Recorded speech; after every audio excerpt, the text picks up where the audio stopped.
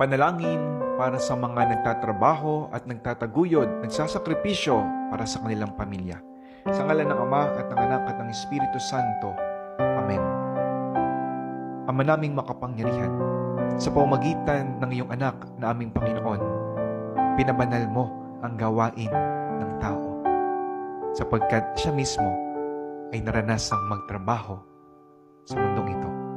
Panginoon, maraming pagkakataon sa buhay namin na kami po ay nawawalan ng sigla, nawawalan ng motibasyon sa aming pagtatrabaho at pagpupursigi o sakripisyo para sa aming pamilya.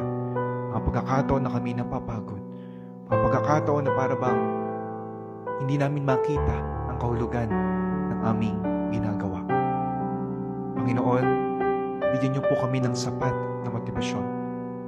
Panginoon, maramdaman nawa namin ang iyong pagtapik at pagkilos kahit sa aming trabaho.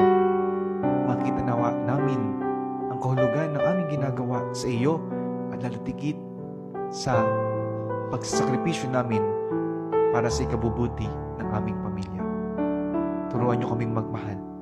Turuan niyo kaming magsakripisyo upang sa ganun sa araw-araw meron kaming motibasyon sa pagpapatuloy ng aming pagtatrabaho.